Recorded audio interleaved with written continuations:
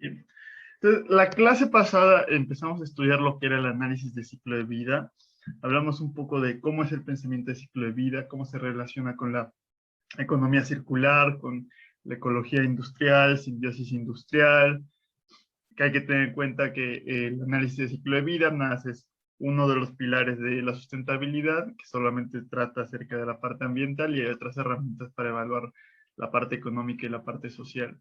Empezamos viendo las etapas que tiene y estudiamos la primera etapa, que era la meta y objetivo, ¿no? Tenemos meta, alcance y la unidad funcional, que es bastante importante. Entonces, hoy vamos a ver las siguientes etapas del análisis de ciclo de vida, igual de manera superficial, porque no tenemos tanto tiempo para meternos con tanto detalle y no es el objetivo de la clase. Entonces, vamos a empezar estudiando el inventario y el análisis de impacto. En varias de estas cosas, sobre todo en el análisis de impacto, ya las habrán estudiado en algunas otras clases. Entonces, primero, ¿qué va a ser el inventario? Va a ser tan sencillo como ver todas las entradas y todas las salidas que hay a lo largo de nuestro sistema del producto, ¿no? Todas las materias primas, todos los residuos, todas las emisiones que se están haciendo y contabilizarlas. Por eso inventariar, decir, una lista de todas las sustancias que hay o todos los impactos que puede haber y cuantificarlos. Entonces, para eso vamos a tener que estudiar adecuadamente nuestro sistema para poder estudiar el flujo de materia y de energía.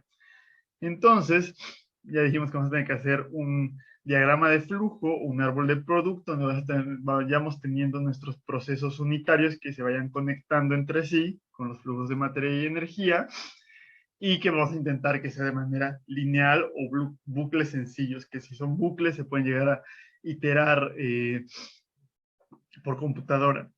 Entonces, en cada uno de nuestros procesos unitarios, pues vamos a tener cierta cantidad de entradas que hay que cuantificar y cierta cantidad de salidas que hay que cuantificar. Y pues para esto es un proceso matemático, entonces hay que seguir ciertos lineamientos para poder hacer ese balance de materia y energía, que es tener en cuenta que tiene que haber conservación de masa y energía, pero que por la entropía no hay un 100% de eficiencia, recordar cómo era la estequiometría química, y en caso, por ejemplo, de la energía nuclear, tener en cuenta que la materia se puede convertir en energía. Y simplemente vamos a tener así nuestra serie de procesos unitarios conectados entre sí, y cada proceso va a tener una serie de entradas y una serie de salidas. Y al final vamos a tener una entrada de materia prima principal y una salida final. Hay que recordar que esto hay que tomarlo en cuenta total en todo el ciclo de vida. Entonces, el producto fabricado, terminado, que decíamos que puede ser un celular, realmente no va a ser esta última salida, sino que va a ser una salida intermedia. Y a lo mejor este va a ser el proceso de uso donde vamos a estar metiendo energía, y esa energía va a tener ciertas emisiones, y eventualmente la salida dijimos que tiene que ser ya todos los residuos o todos los efectos que tienen esos residuos que va a tener nuestro celular. Y lo mismo con la entrada. Entonces hay que cuantificar pues cuánta energía se está consumiendo, cuánto CO2 se está emitiendo, cuánto cobalto, cuánto oro se está utilizando, etcétera. Y justamente eso hay que tener en cuenta, que no vamos a utilizar el producto, no vamos a cuantificar el producto, no vamos a decir un celular dentro de nuestra lista de inventario, tampoco vamos a decir 3 chips, una tarjeta madre, una pantalla, sino que nos vamos a ir todavía más atrás a los elementos básicos. También en la salida final no vamos a decir un celular roto que se va a los residuos sólidos, sino que hay que partir todos esos efectos que va a tener el celular, que ya dijimos, cuánto va a ser el relleno sanitario, cuánta ya va a utilizar, cuántas emisiones va a generar, etcétera, etcétera. Entonces, justamente lo que vamos a utilizar van a ser, vamos a tener coproductos, o sea, normalmente tenemos en un proceso, tenemos el producto, que es la salida, y tenemos los subproductos, que son los residuos. En ocasiones vamos a tener coproductos, que ahorita vamos a hablar de esto, que es cuando hay un producto importante, pero estos otros productos tienen una cierta utilidad, un cierto valor económico. Entonces vamos a ver qué se hace en ese caso. Y bueno, pues hay que tomar en cuenta materias primas, energía y subproductos o desechos. Entonces vamos a tener nuestros procesos unitarios y de un lado vamos a tener las entradas y de otro lado vamos a tener las salidas. Y hay que cuantificar tanto entradas como salidas. Justamente cuando sabemos tener varios coproductos, por ejemplo, el que se me ocurre ahorita es Cuando se fabrica el biodiesel, que se fabrica a partir de ciertos aceites vegetales, en la reacción química se produce biodiesel y parafina, y la parafina tiene otros usos, o sea, es una cera que se puede utilizar, ¿no? Industrialmente. Entonces, si yo quiero calcular el análisis de ciclo de vida de el biodiesel, voy a tener un producto principal y el otro coproducto que va a ser la parafina. O en una refinería, ¿no? Yo quiero producir gasolina, pero la refinería no y quiero analizar la gasolina, pero la refinería no solamente produce gasolina, produce diésel, combustóleo, etcétera, ¿no? Todo otro tipo de productos refinados para petroquímicos, etcétera. Entonces, de todos estos cantidad de materias primas, pues no puedo adjudicarle el 100% a este producto, porque pues también alguna culpa del impacto que tengamos en la entrada le debe tocar a los otros. Entonces hay que repartir estos productos, es decir, un porcentaje le toca a este, otro porcentaje le toca a este y otro porcentaje le toca a este. Y justamente ese va a ser el proceso de asignación que mencionamos brevemente en la clase pasada. Y tiene ciertas complicaciones que ahorita vamos a ver en qué consisten, ¿no?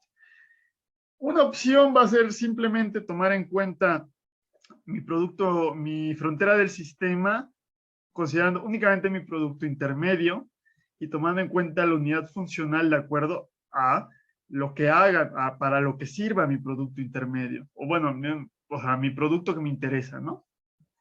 Otra opción va a ser tener mi producto que me interesa y los otros coproductos e incluirlos todos en la frontera del sistema. Ya en vez de incluir solamente gasolina, tendrá que incluir dentro de la frontera del sistema diésel y combustóleo también. Eso se va a complicar porque entonces la unidad funcional tiene que considerar la función que están sirviendo los tres productos. Entonces, es más preciso hacer este tipo de análisis, pero va a ser mucho más complicado definir la unidad funcional y se van a expandir muchísimo más nuestros sistemas, nuestros procesos unitarios y se puede complicar.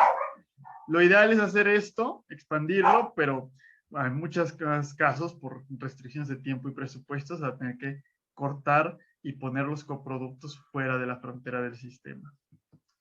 Eso nos va a llevar al problema de la asignación. Y justamente es del preproducto, qué porcentaje le toca al que me interese, qué porcentaje le toca a los demás, ¿no? Si hago esto mal, puede haber un doble conteo, es decir, si aquí se generan 100 toneladas de CO2 y le pongo 100 toneladas a este, y a este 100 y a este 100, estoy contando doble o estoy contando triple. Pero si también lo reparto y digo, es que a este no le toca nada, pues a lo mejor este también, cuando se haga el análisis de ciclo de vida del producto A, también va a decir, es que a mí no me toca nada. Y estamos contando de menos. Entonces, hay ciertas reglas para evitar esos conteos dobles. Bien, entonces ahorita vamos a hablar esto con las siguientes imágenes. Entonces, aquí un ejemplo muy rápido que pueden ustedes ver con los números. Tenemos una materia prima que entra, cierta cantidad de energía y materiales secundarios, se produce un coproducto, se producen ciertos residuos y se produce un producto intermedio. Y el producto intermedio se va a volver a transformar. Entonces, se toma energía y materiales secundarios, se producen otros coproductos, otros residuos y se produce el que me interesa, que son 3 kilogramos. Entonces, ¿cuánta energía consumió este producto final? ¿O cuánto de la materia prima? No pudo haber consumido los 10 kilogramos, porque parte de esos 10 kilogramos se van a haber ido al coproducto 1, al 2.1 y al 2.2. Igual, este CO2, pues una parte le va a tener que tomar a este producto. Entonces, simplemente, aquí cuando es dentro de una frontera, o sea, internamente en la frontera del sistema, no es tan complicada la situación, simplemente es hacer un poco de aritmética. Es decir, tengo un producto de 7 kilogramos y uno de 2 kilogramos. Entonces, en total son 9 kilogramos de productos. Y entonces, de todas las entradas y todas las emisiones, a este le van a corresponder 2 novenos y a este le van a corresponder 7 novenos. Entonces, De los 10 kilogramos de la materia prima, a este le corresponden 7/9 de 10 kilogramos, ¿no? De los 100 megajoules de energía, a este coproducto le corresponden 2/9 por 100 megajoules. Y así vamos asignando cuánto le corresponde a cada uno. Y cuando pasemos al proceso 2, pues hay que ir continuando hay que ir arrastrando esos cálculos que hicimos. Entonces tenemos 1 kilogramo, 2 kilogramos y 3 kilogramos, ¿no? Entonces van a ser 6 kilogramos en total. Entonces, de este residuo del proceso 2, a este le va a tocar 1.5 kilogramos, porque corresponde a la mitad de todos los coproductos. De estos 50 megajoules van a tomarse en cuenta 25 megajoules. Y de los 7 kilogramos del producto intermedio, al producto final se le van a adjudicar 3.5 kilogramos. Y todo lo que se le adjudicó a este producto intermedio se le va a adjudicar acá. Entonces, de estos 2 kilogramos de residuos en el proceso 1, le van a tocar 7/9 por 2 kilogramos por 0.5. Y ese va a ser, de estos residuos, cuánto le va a tocar en total a este producto final. Ese es el proceso de asignación interna. Y es común, y aquí se pueden dar ese tipo de bucles que hay que estar iterando, que les comenté, cuando hay un reciclaje cerrado. Por ejemplo, es muy común en las fábricas, para aumentar la eficiencia, hacer un reciclaje interno. Una fábrica de papel, si hacen, por ejemplo, papel para impresión, pues van a tener que hacer la hoja y cortarla a la medida, y van a haber algunos residuos. Esos residuos no se tiran, sino que dentro de la misma fábrica se mandan a la materia prima para reciclarse. Entonces estamos reciclando internamente, y pues no es más que un problema de asignación interna. Un poco más complejo porque va a haber este bucle, pero es el mismo tipo de asignaciones y de ir viendo los porcentajes que corresponden. La siguiente opción, la siguiente posibilidad, que va a ser un poco más compleja, va a ser el reciclaje abierto. Es decir, cuando yo tengo un residuo en mi sistema de producto que me puede servir, pero no a mí, o sea, puede servir económicamente, ¿no? Entonces hay que utilizarlo para alguna otra cosa, ¿no? Entonces, va a ser, por ejemplo, cualquier cosa que nosotros reciclemos en nuestras casas. O sea, por ejemplo, si yo utilizo como cereal, entonces puedo yo analizar el ciclo de vida del cereal y todos los insumos que tiene ese cereal. Y resulta que yo quiero reciclar la caja del cereal, y se puede reciclar sin ningún problema, ¿no? Pero bueno, esa caja de cereal yo la voy a mandar a pues, el bote de reciclaje, y se va a ir a un centro de reciclaje, y de ahí se va a procesar el cartón y se va a llevar a otro lado. Y a lo mejor parte de ese cartón reciclado le vuelve a tocar a la nueva caja, a una caja posterior de cereal que se fabrique. O se puede utilizar en papel de baño, en Kleenex o en hojas de papel, ¿no? Entonces, como ya no se está reciclando internamente, pues la materia, que va a ser una materia prima porque se va a poder reciclar, pues va a salir del sistema. Lo ideal, pues, sería considerar esa materia prima A, esto que se va a recolectar y procesar, y mandar a la materia prima B. Y tomar en cuenta todo de frontera del sistema. Pero puede ser bastante complicado porque se puede abrir, exactamente igual que ya dijimos, enormemente, y pues ya va a ser muy complicado definir una unidad funcional y darle seguimiento a todas las entradas y salidas. Entonces, a veces no va a ser práctico hacer este tipo de expansiones del sistema, y vamos a tener que hacer justamente una asignación externa. Entonces, es decir,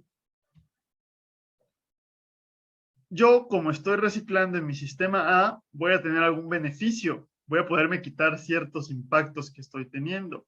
Y el producto B, como está utilizando materias primas recicladas, pues va a poderse quitar cierta cantidad de recursos que está utilizando. Entonces, hay dos formas principales de hacer la asignación. Decir que del producto A, de todos estos residuos que se están generando, eliminarlo, porque estoy suponiendo que se están reciclando, y del producto B, eliminar toda la materia prima porque estoy obteniendo algo reciclado, ¿no? Obviamente tiene que ser comparable, tiene que ser el mismo tipo de materias primas que estemos eliminando, ¿no? Entonces, simplemente yo en el producto A, aunque realmente tengo una parte que estoy mandando a residuos y otra parte que estoy reciclando, pues estoy utilizando aquí, considerando que todo se recicla y estoy haciendo un crédito, como dijimos al final de la clase pasada, para considerar que tengo cierto beneficio o que alguien más va a utilizar esto, estoy eliminando este residuo. Y como estoy considerando que alguien más ya extrajo esa materia prima en el producto B, lo voy a eliminar. Ahí puede haber ciertas complicaciones que estamos tomando en cuenta como una caja negra esta parte de reciclaje. Entonces, otra opción va a ser tomarlo un 50%. Entonces, esta es la asignación del 100%, donde yo elimino esto para mí y el productor B pues va a eliminar esto, pero va a tener este reciclaje como entrada, ¿no? Entonces, yo como productor A me estoy eliminando mis residuos y también esto lo voy a considerar que lo va a utilizar. O sea, esto de reciclaje tiene beneficios. Estos residuos es algo malo, pero el reciclaje es algo bueno. Entonces, yo como productor A me voy a quitar la parte mala, pero también me voy a quitar la parte buena. Y entonces, justamente ahí por eso es una asignación del 100%. En la del 50%, pues me toca solamente 50% de los residuos, 50% del reciclaje, y voy a restar 50% al sistema A de la materia prima del sistema B, porque yo se le estoy proveyendo. Y el sistema B, en vez de tomar el 100% de su materia prima, va a tomar únicamente el 50%, va a tomar el 50% de toda la carga o impacto que tenga el reciclaje y le voy a restar o voy a darle el crédito de esto que estamos evitando generar de estos residuos. Entonces, justamente es a ver quién le toca esa carga o quién le tocan los beneficios del reciclaje. Y hay dos opciones. La opción del 100%, donde mandamos todo a alguien más, o la opción del 50%, donde compartimos esa carga. Entonces vamos a ver que hay que tomar en cuenta, es un elemento de arbitrariedad, eso es muy importante, es un elemento arbitrario porque no hay ninguna regla que me obligue a tomar esta opción o esta opción, y decidir cómo asigno esto puede modificar los resultados de mi estudio. Entonces como hay que ser transparentes en el estudio, hay que ser muy claros de cuál sistema escogimos y por qué escogimos alguno de estos sistemas, y vamos a tener que estudiar cómo cambia la situación si cambio alguna de estas reglas de asignación. Otra opción va a ser tener los créditos. Si yo tenía justamente, si resulta que materia prima que estoy yo mandando a reciclar también es la materia prima que yo estoy utilizando, puedo sustraer parte de esa materia que estoy utilizando. O sea, aquí nos está dando, por ejemplo, de un Tetra Pak. Entonces el Tetra Pak pues, requiere cartón para fabricarse, pero también, aun si se recicla, vamos a obtener cierta cantidad de cartón. Entonces ese cartón es el mismo cartón que se puede utilizar en la materia prima. Y aunque este cartón reciclado físicamente no va a ser el mismo cartón que voy a utilizar dentro de los cálculos, en vez de mandarme a ir a quién lo va a utilizar y que me manda él y que le mando yo, o si le mando todo, o si él me manda todo, pues simplemente digo, como es compatible la materia prima, entonces simplemente en vez de utilizar 100 kilogramos de cartón, voy a considerar que use únicamente 30 kilogramos de cartón, porque 70 se están recuperando continuamente. Ahora, también lo podemos hacer en el caso de que hubiera incineración. La incineración vamos a recuperar energía y este proceso de fabricación requiere energía. Entonces, de la energía total que utilice el proceso, puedo restarle cierta cantidad por el crédito de la energía que se está obteniendo en la recuperación. Entonces, más o menos así es como se considera el sistema de reciclaje abierto cuando hacemos este análisis del ciclo de vida, y así es como podemos asignar los beneficios que está teniendo el reciclaje. Entonces, no sé si alguien tenga alguna duda de este proceso de estos procesos de asignación del 100%, 50% de los créditos. Y si no, pues continuamos. Vamos a tener, aquí es más o menos un ejemplo de cómo se haría. No vamos a hacer nosotros un estudio del análisis de flujo y no vamos a construir un inventario, pero bueno, se tiene que hacer más o menos de esta manera para que lo vean, ¿no? Tenemos ya todos nuestros procesos que hay y tengo que ver del porcentaje de lo que está entrando, pues cómo se está asignando internamente, qué porcentajes están entrando de un lado a otro. Y tengo que ir viendo entonces qué elementos van entrando, elementos físicos y de energía, y pues cuál corresponde a cada proceso. ¿Qué es lo que tenemos más o menos aquí? Este es el proceso de fabricación de PET o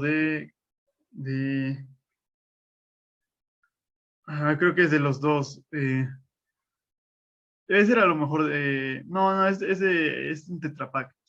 Entonces, justamente tiene su frontera del sistema, tiene aquí de manera simplificada los procesos, hay que hacer un análisis más detallado, pero cuando se reporte hay que simplificarlo. Tenemos todas las entradas que hay, tenemos qué masa hay de cada una de estas entradas y cómo se va distribuyendo la masa a lo largo de las diferentes transformaciones, ¿no? Y ya tengo también cuál es la masa de todas las salidas que estamos teniendo. Entonces, justamente ya puedo tener yo una lista de todos los insumos y todas las emisiones que está teniendo nuestro proceso del producto. ¿Y qué vamos a hacer con eso? Ya que tenemos una lista de todo lo que estamos utilizando, vamos a tener que ver cuál es el impacto potencial de todo eso que estamos utilizando o que se está emitiendo. Y eso nos va a llevar a el análisis de impacto.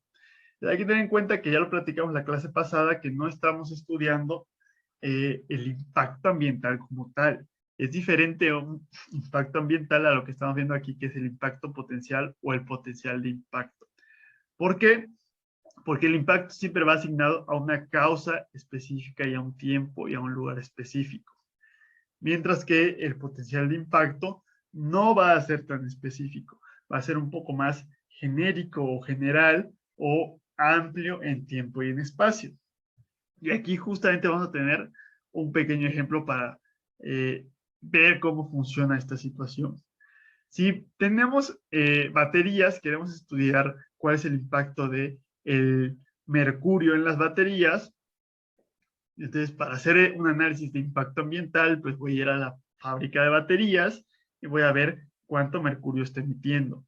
Ya dijimos que el mercurio que estén respirando los trabajadores, eso es un análisis de riesgo.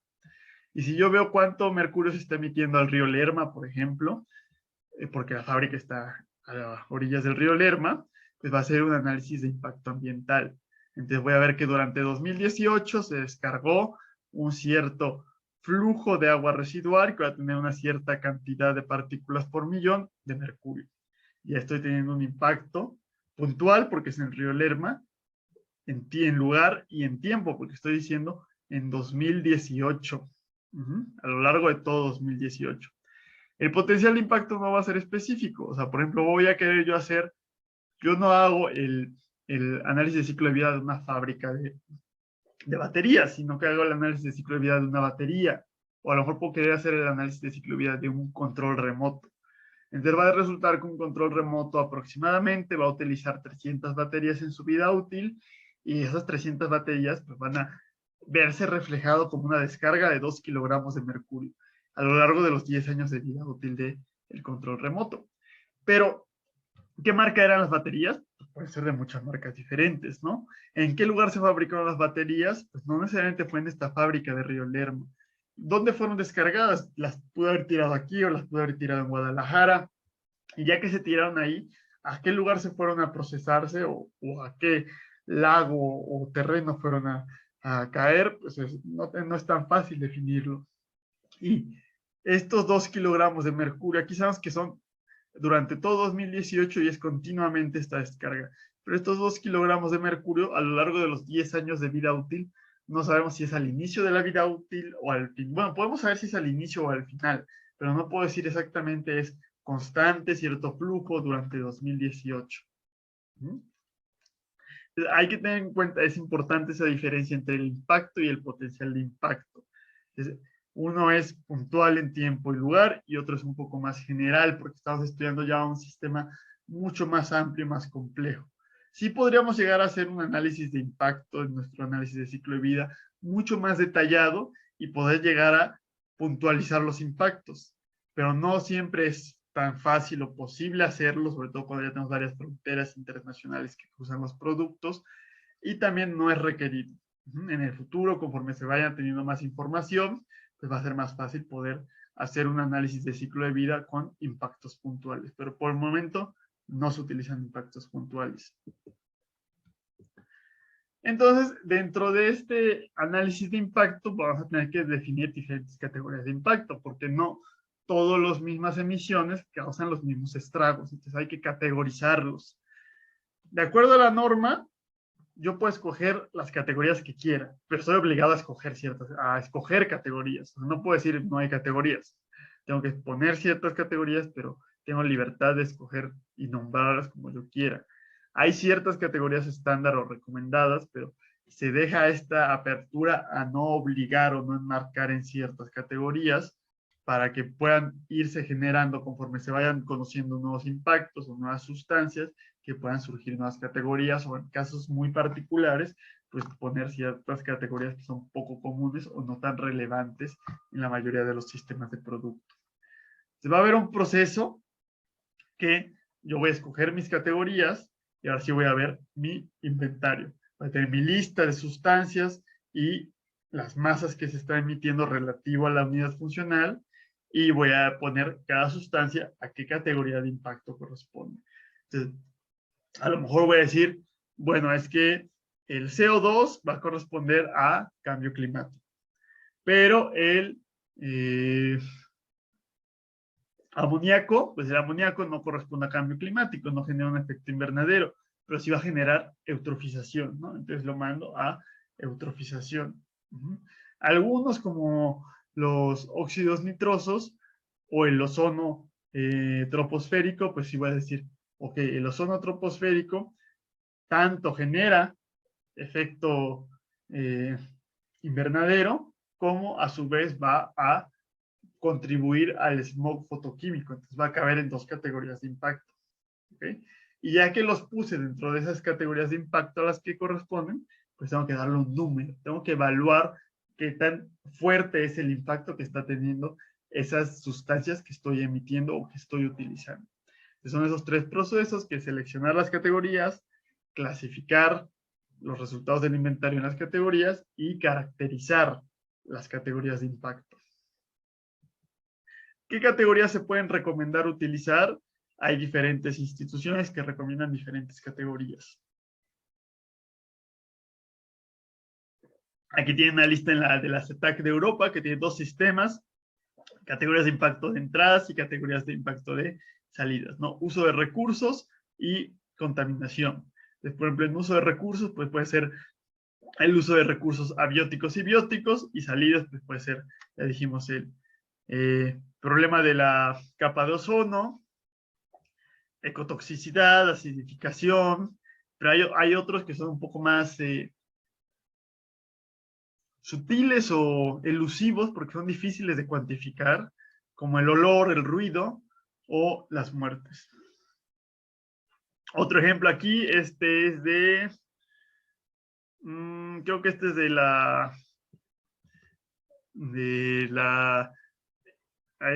Agencia Ambiental de Alemania. Así, sí es de la Agencia Ambiental Alemana. Y igual nos da cierta cantidad de categorías y ya nos va a decir, por ejemplo, aquí, qué parámetros o qué sustancias van a corresponder a cada categoría y cómo lo voy a medir. Entonces, por ejemplo, el smog fotoquímico, pues hay que considerar el benceno, el etanol, los compuestos orgánicos volátiles. Para el efecto invernadero, pues hay que tomar el metano, los clorofluorocarbonos y, por ejemplo, para la eutrofización, voy a convertirlos estos a kilogramos de fosfato equivalente, ¿no?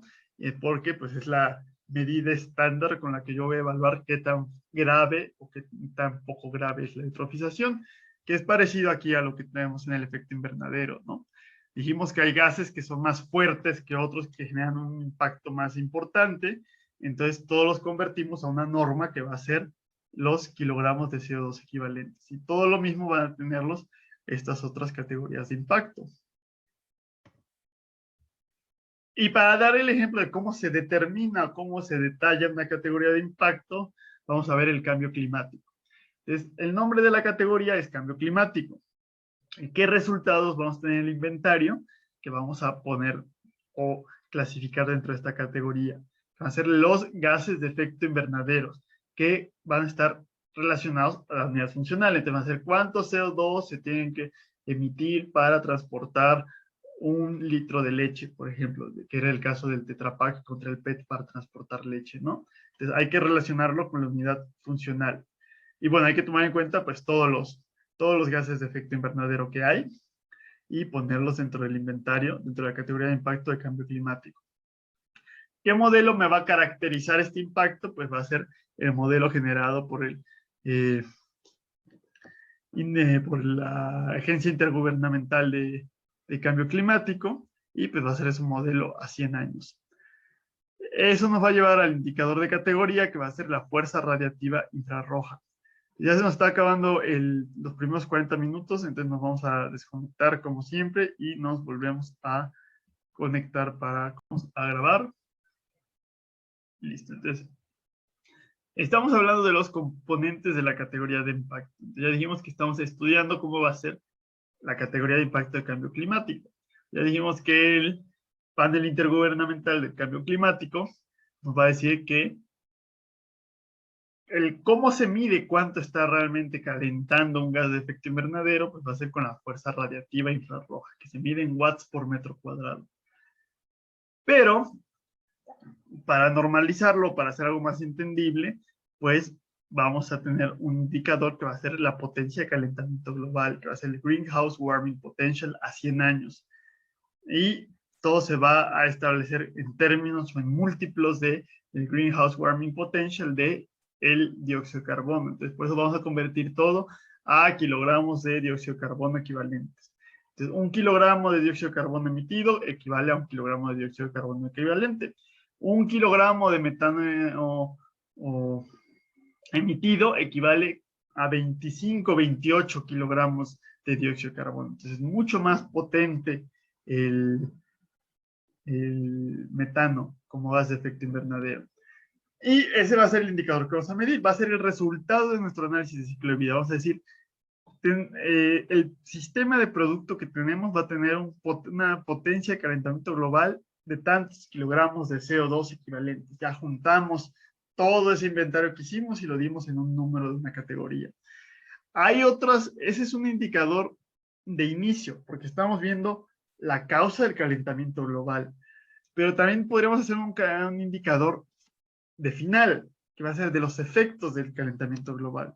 En vez de darles el impacto de todo este inventario en términos de kilogramos de CO2, yo podría decirles, pues es que los gases que están emitiendo, pues va a reflejarse en cierta cantidad de kilómetros cuadrados de corales muertos o ciertos kilómetros cuadrados de bosques muertos, tantas muertes humanas por golpe de calor, tanto porcentaje de pérdida de PIB, etcétera.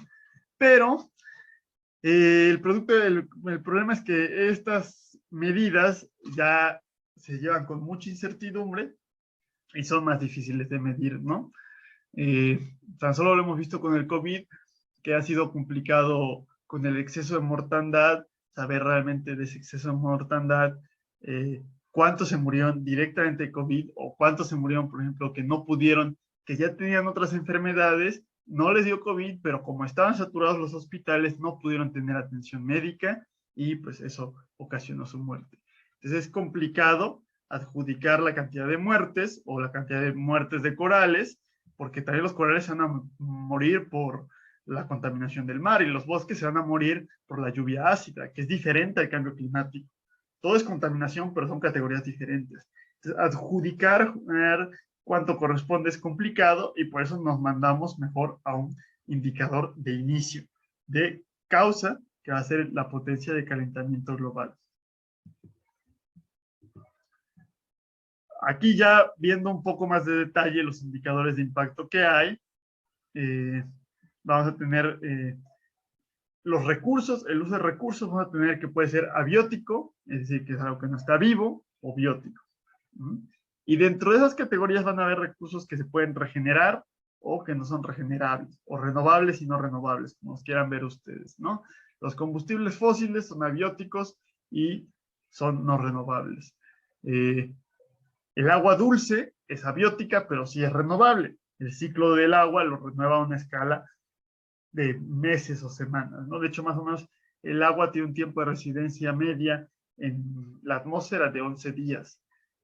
También el combustible fósil, el petróleo, es renovable, pero la última vez que se produjo petróleo fue en el Carbonífero. Entonces tiene 300 millones de años, y si nos acabamos el petróleo, pues vamos a tener que esperar otros 300 millones de años. Y pues si vamos a seguir los humanos o no en 300 millones de años, quién sabe, ¿no?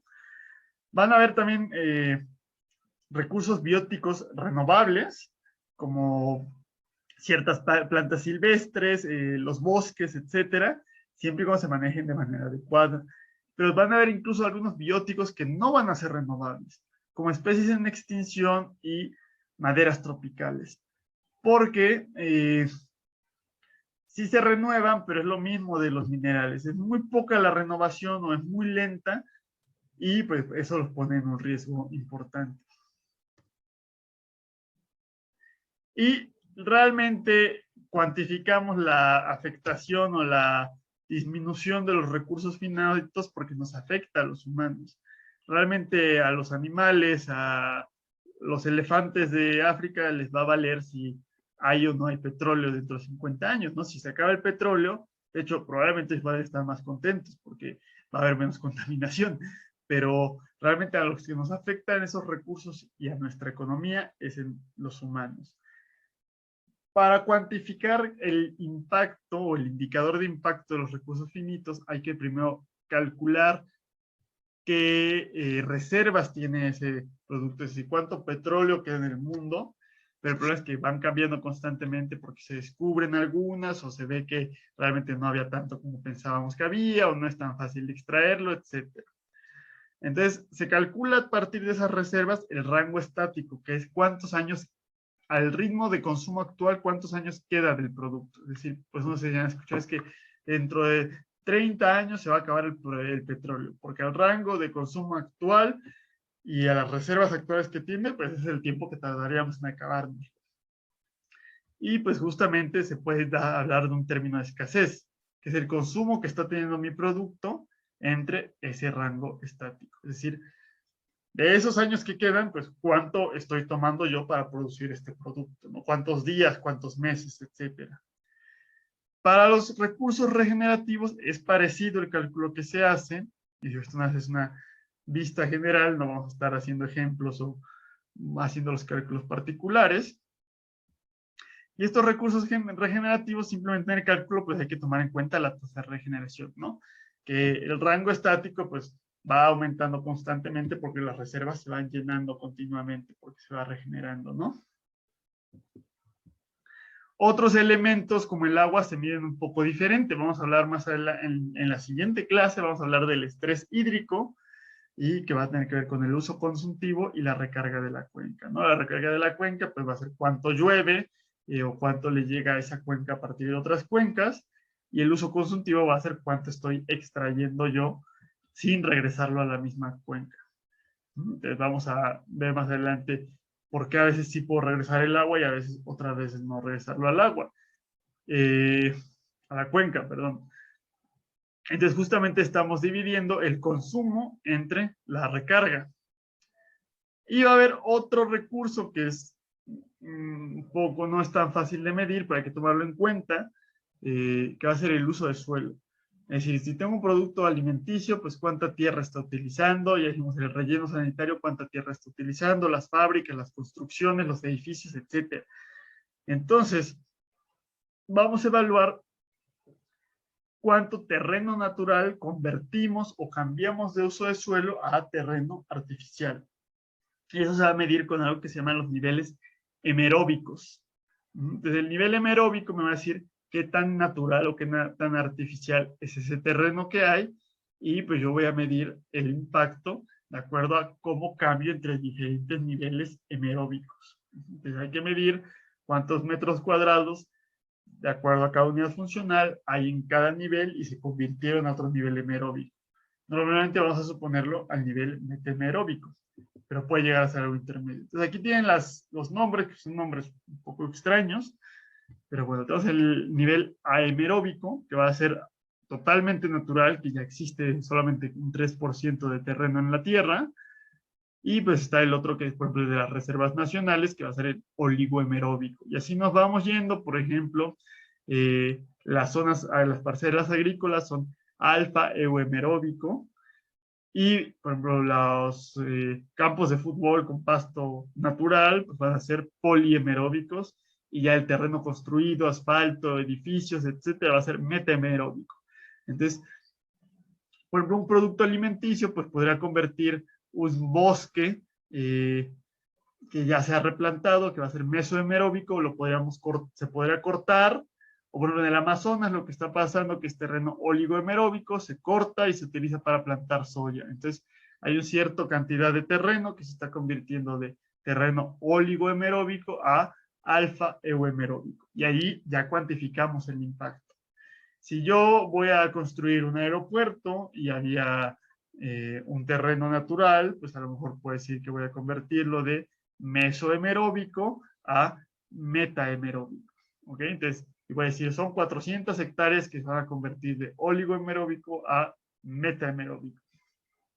Y difícil me puede llegar a haber una conversión inversa, pero es muy difícil, ¿no? Y obviamente no podemos llegar al nivel aemeróbico convirtiendo al revés, porque ya no sería totalmente natural si lo restauramos. Aquí hay otras categorías que van a ser de emisiones. Estas ya las habrán visto ustedes en sus clases de impacto ambiental. Tenemos la acidificación.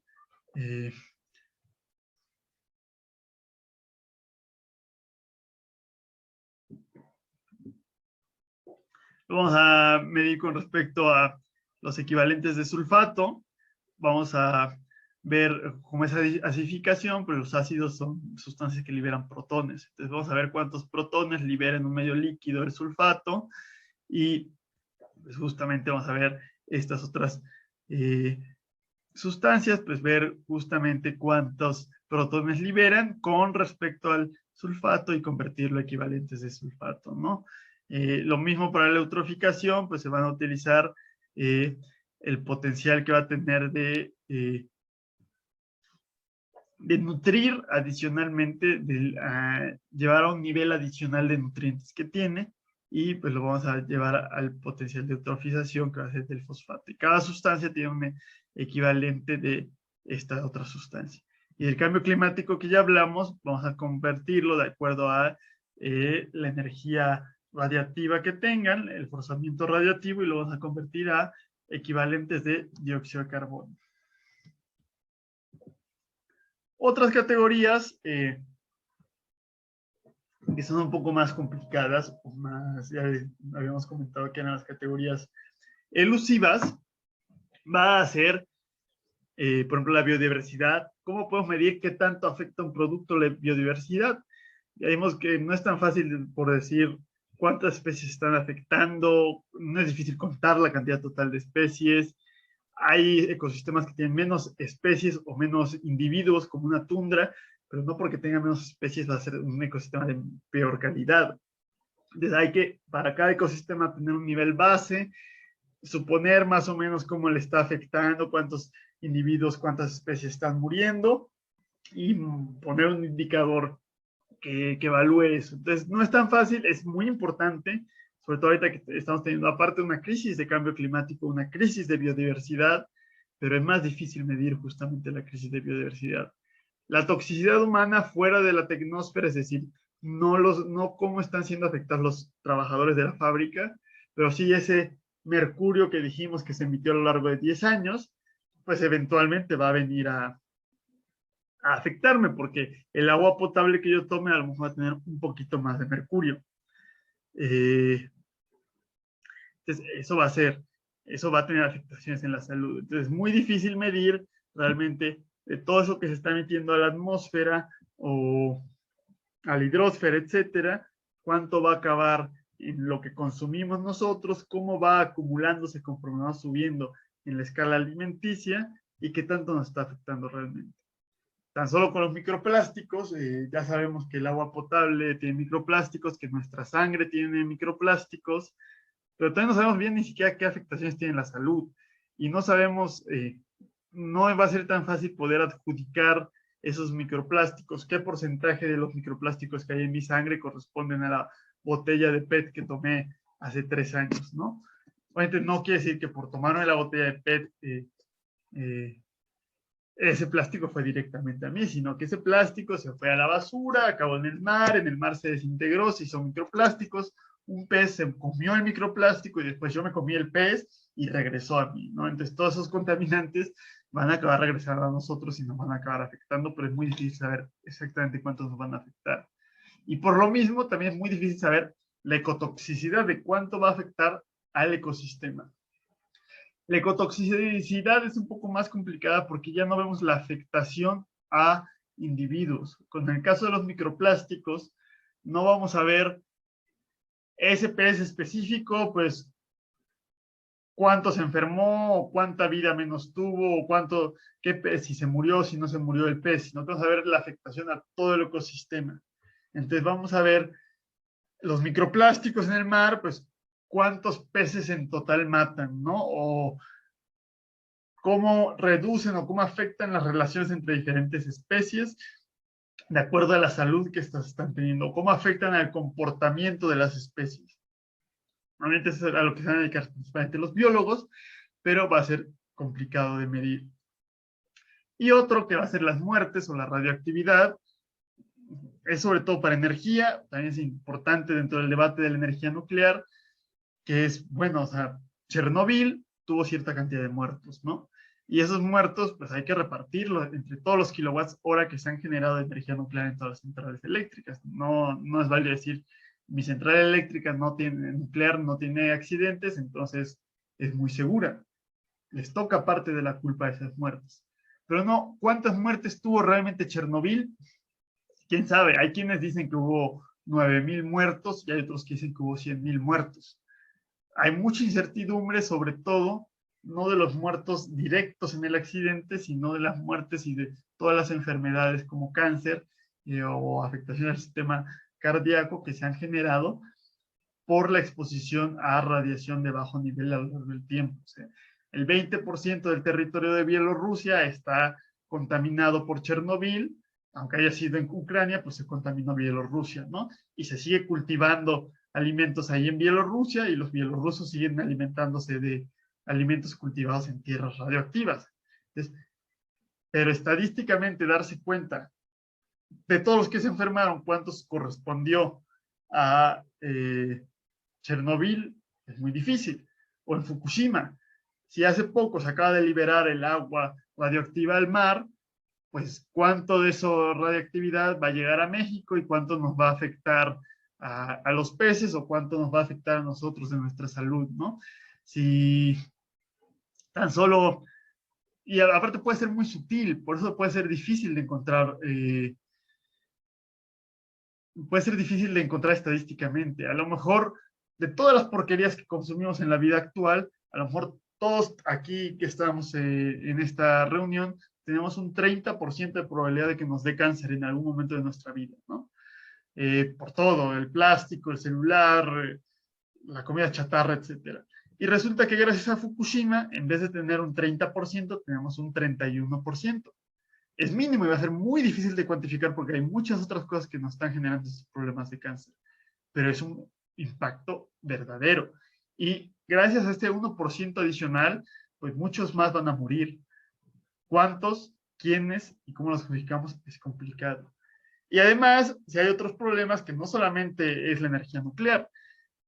Cuando uno estudia los accidentes o las muertes que ha generado la energía nuclear, incluso tomando los números más exagerados, resulta que no es tan letal la energía nuclear.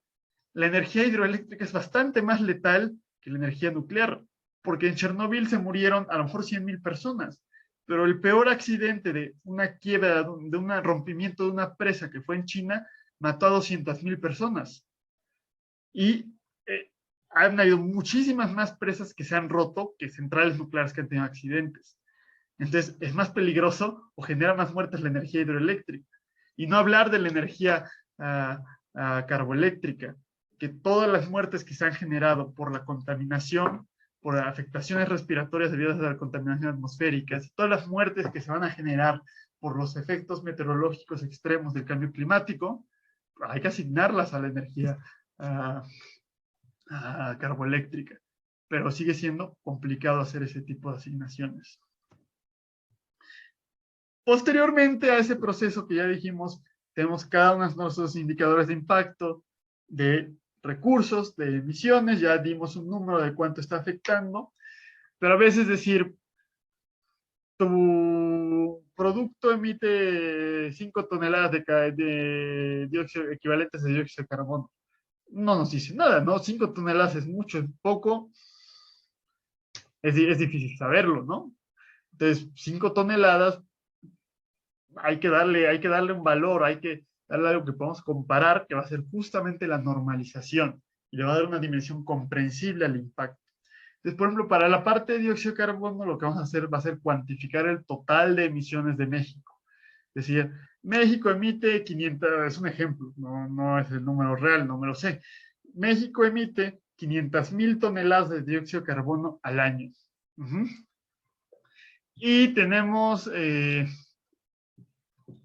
100 millones de habitantes, ¿no? Que son bastantes menos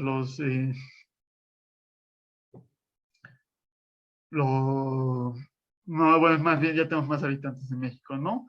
Entonces, si México emite 500,000 toneladas de dióxido de carbono y tenemos 100 millones de habitantes, ¿cuánto nos toca, no? Nos toca 0.05 toneladas de dióxido de carbono por persona. Entonces, cada mexicano emite en un año 0.05, es decir, 50 kilogramos de dióxido de carbono. Y si resulta que mi producto emite 200 kilogramos de dióxido de carbono, ¿a cuántos habitantes equivale esas emisiones? Y va a ser a 4 habitantes. Es decir, este producto específico está emitiendo el equivalente a 4 mexicanos. Y ya puedes decir, bueno, es que en vez de decirme 5 toneladas o 200 kilogramos, que no me dice nada, 4 mexicanos me dice algo, o 500 mexicanos, o compararlo con lo que dice genera o emite el equivalente a 1,000 mexicanos, a 10,000 mexicanos, y ya uno puede decir, bueno, es que las emisiones de 10,000 mexicanos ya son muchas, entonces ya tiene un cierto valor comparable, y justamente es lo que se hace en la normalización, con este cálculo de las emisiones totales de un país, y llevarlo a el impacto por habitante y a los habitantes equivalentes, o en inglés, resident equivalents. Hay otras formas de normalización, pero bueno, es una embarrada rápida del concepto de la normalización. Entonces aquí tendríamos, aquí este es el estudio que se está comparando para la leche, que es mejor si un Tetra Pak o una botella de PET, y ya tenemos las diferentes categorías y vemos que no va a ser igual el impacto en todas las categorías y para todos, ¿no?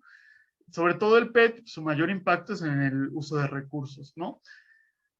De combustibles fósiles, claro, porque el PET es plástico y es petróleo. Pero, y ahí no es tan alto eso en el Tetra Pak, claro que sigue teniendo porque consume energía. O pues tan solo la tapita de plástico o el Tetra Pak tiene una lámina de plástico. Pero tiene un gran impacto en el uso de suelo.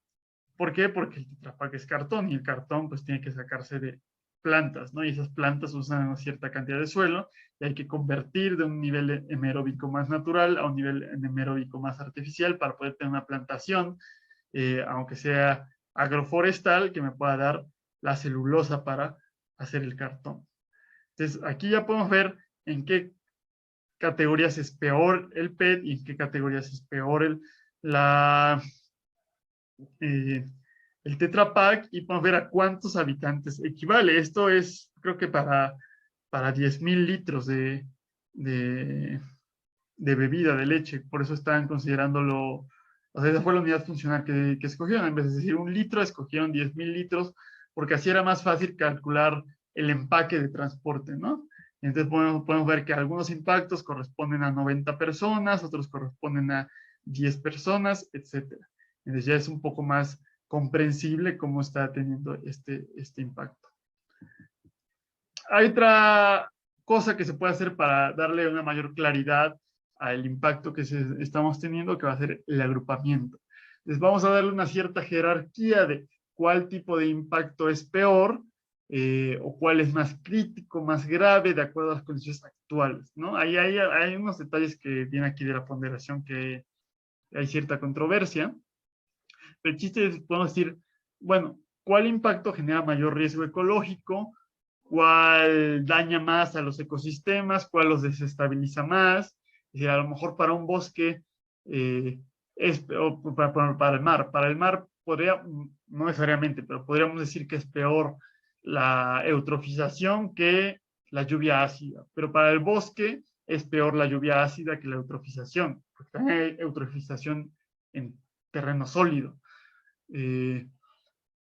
Entonces hay que hacer un estudio general de qué afecta más. Por ejemplo, podemos decir la capa de ozono. Si se va la capa de ozono es bastante grave y es bastante rápido como nos podemos acabar la capa de ozono. Entonces puede ser un impacto muy crítico.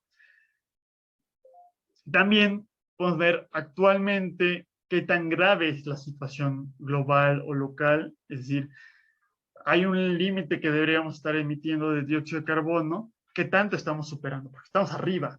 Entonces, como estamos arriba, pues seguir aportando a que estemos arriba es más grave que decir a lo mejor la huella, la capa de ozono, ¿no? La capa de ozono, realmente las emisiones que tenemos de clorofluorocarbonos ya están muy abajo del límite que tenemos.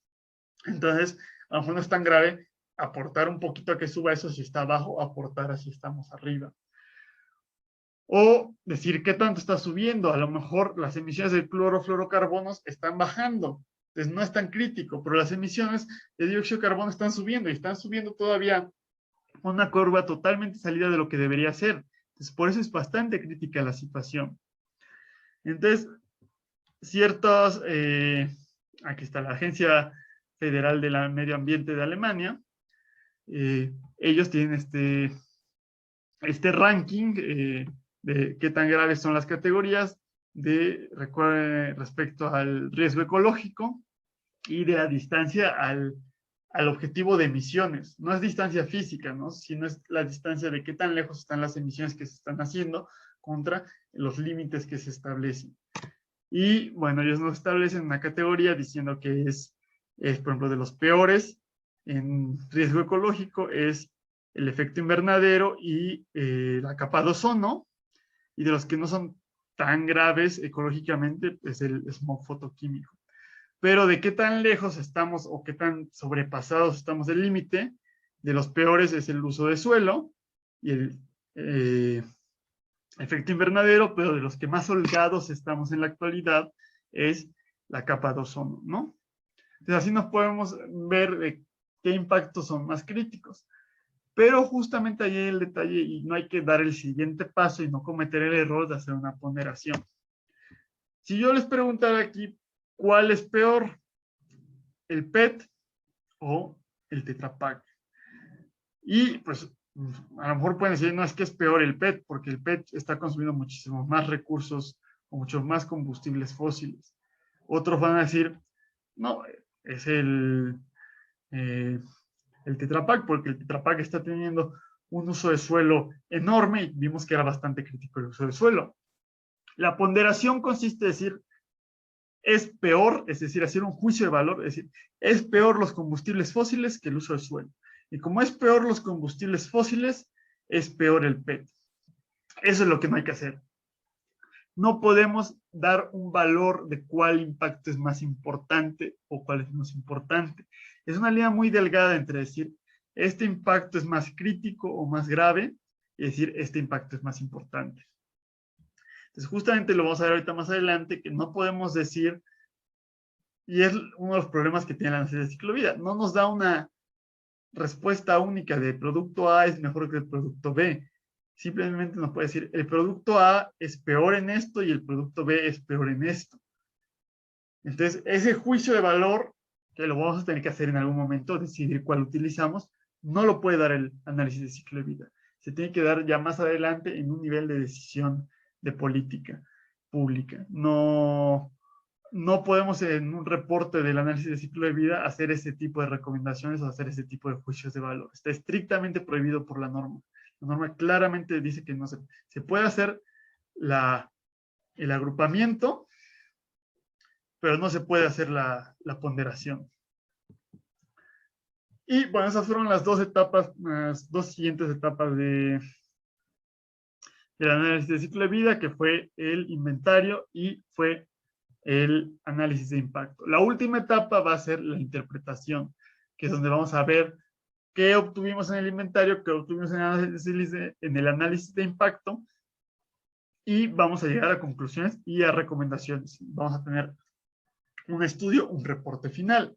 Antes de irse a aventarse la interpretación, hay que revisar críticamente todo el proceso, hay que tener en cuenta que nuestro reporte tiene que ser legible, no podemos hacer algo demasiado técnico si de acuerdo a quién es el público meta, y hay que tener en cuenta que si va a ser algo público debe cumplir con las normas, si no, no lo podemos publicar como un análisis de ciclo de vida, y que la transparencia es fundamental. Tenemos que estar reportando todos esos problemas, todas esas partes, esa falta de información que pueda haber, las partes arbitrarias, hay que reportarlas y justificarlas, todas las fuentes de una información que utilizamos, toda la memoria de cálculo, etcétera, hay que estarlo reportando continuamente para que sea reproducible.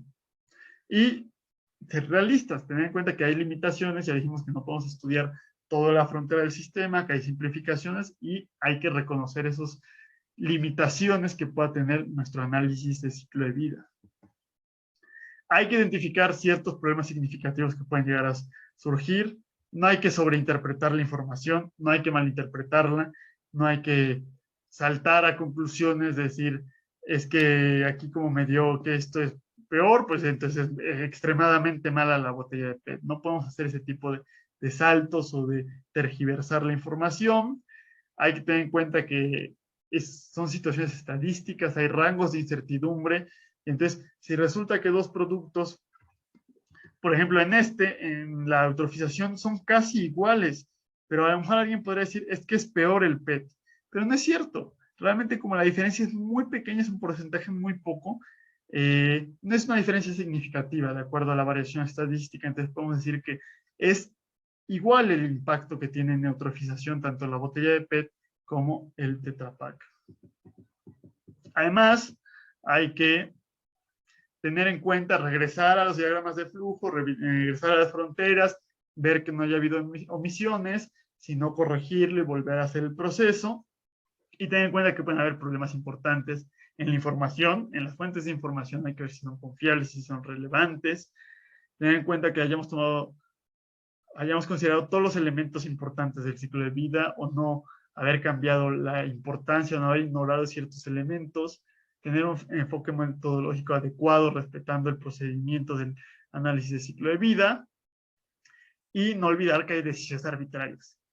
No hay que tener ese error de suponer que la frontera es casi algo físico, que es algo que así funciona mi sistema y no considerar que fuimos nosotros los que definimos arbitrariamente la frontera del sistema.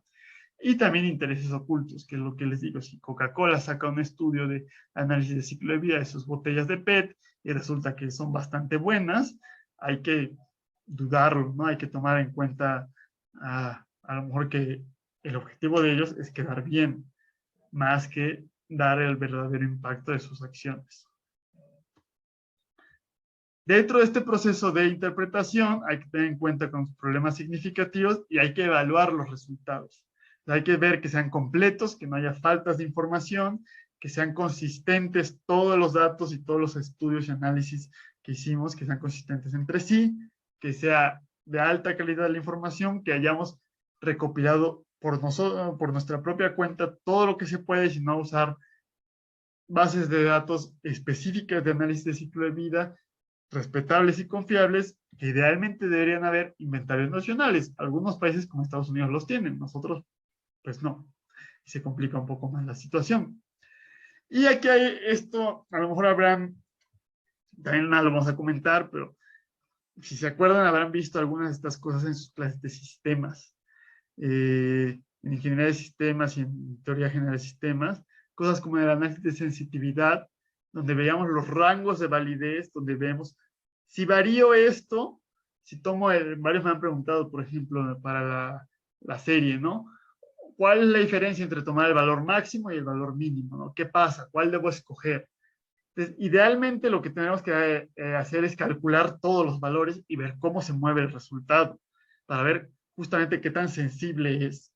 Entonces, en un análisis de ciclo de vida hay que hacerlo definitivamente. Sobre todo si hicimos asignaciones, tengo que ver cuál es el resultado si tomo una asignación 100% cero y cuál es el resultado si tomo una 50-50. Y ver qué tanto cambia el resultado para no tener conclusiones erróneas. Y otro va a ser el análisis sectorial, que en el análisis sectorial vamos a tener esto. Por ejemplo, para el cambio climático, vamos a ver cada proceso unitario o cada elemento de nuestro ciclo de vida o cada elemento de nuestro producto, qué tanto está contribuyendo. Y aquí podemos ver que para la botella de PET, el impacto del cambio climático es muy importante en es el plástico, el que corresponde a este color es el plástico, y otro impacto muy importante es en el final del ciclo de vida. Mientras que en el Tetra Pak, a lo mejor es un poco más importante el impacto de el aluminio, la capa de aluminio que tienes de lo que más afecta. Y eso nos va a ayudar a ver áreas de oportunidad y mejoras. Es decir, si yo tengo botellas de PET, pues tengo que disminuir lo más posible la cantidad de plástico que estoy utilizando y reciclar lo más posible y hacer un reciclaje con energías renovables, mientras que en el Tetra Pak, el mayor beneficio lo voy a tener viendo cómo disminuyo la cantidad de aluminio o cómo incluso podría yo llegar a eliminar ese aluminio. No van a ser las mismas acciones a tomar para disminuir el impacto en cada una de los comparativos que estamos haciendo debido a las diferentes categorías y el análisis sectorial que estamos teniendo. Otro va a ser el análisis marginal o de perturbación, que es decir, si esta variable se mueve un pequeño porcentaje, oscila un poquito esta variable, pues cuánto cambia. Entonces, a lo mejor esa pequeña oscilación se puede amplificar en un cambio muy grande o puede llegar a mitigarse. Y por eso vamos a tener rangos de validez, ¿no? Es decir, esta botella de PET es válida para las botellas producidas en México o para botellas producidas, no todas las botellas tienen el mismo calibre, ¿no? Para entre tal calibre y entre tal calibre, ¿no? O es válido mientras la mezcla de producción energética en México esté entre este porcentaje y este porcentaje de energías renovables. Si se sale ese rango, pues ya no es válido el estudio y habrá que repetirlo. Todo, entonces, por eso estamos viendo que es todo un estudio probabilístico el que se está realizando. Y el otro va a ser el de incertidumbre, que son las simulaciones de Monte Carlo. Como todas las entradas no son números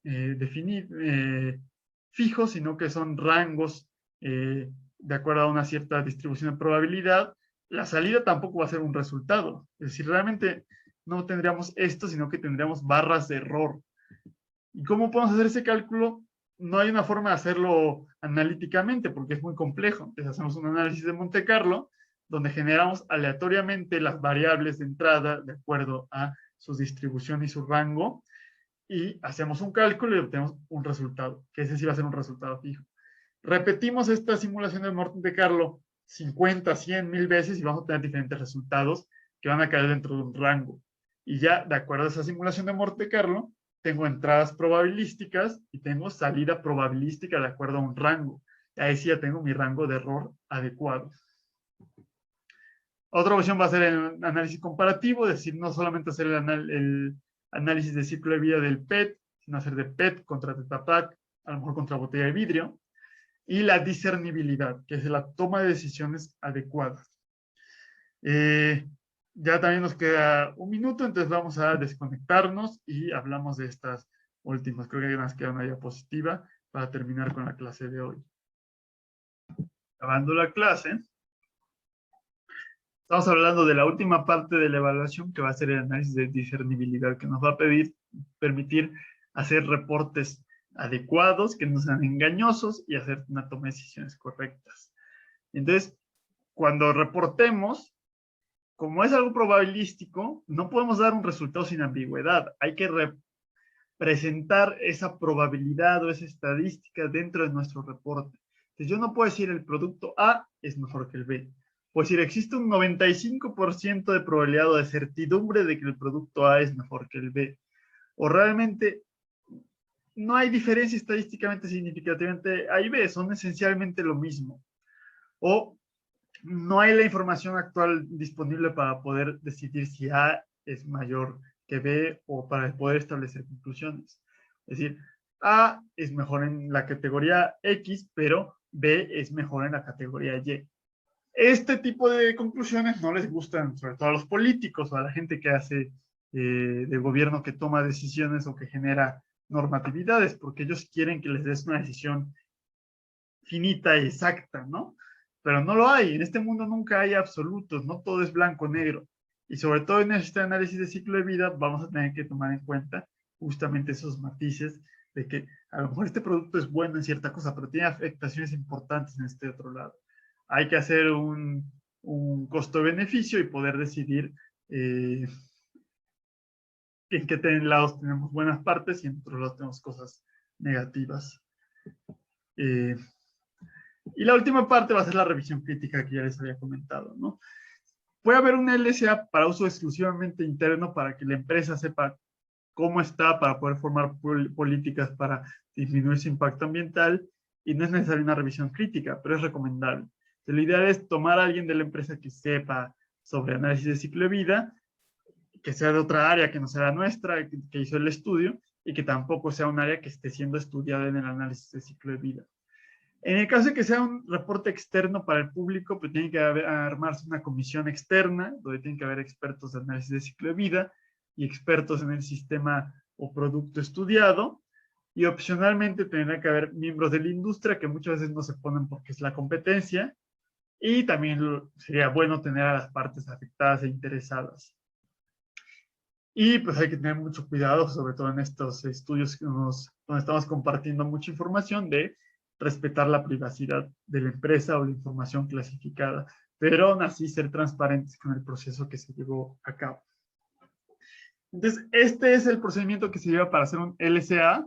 Realmente la idea es que no es que sean capaces de hacer un LCA o que, por ejemplo, estamos viendo ejercicios específicos, sino es que sean una idea general de qué es el SLA, cómo se lleva a cabo el proceso, qué limitaciones tiene, qué se tiene que tener en cuenta, y que aunque está íntimamente relacionada con muchas otras cosas como el análisis de impacto, si se hiciera un análisis de impacto, sería bueno que sean todas este tipo de evaluaciones probabilísticas.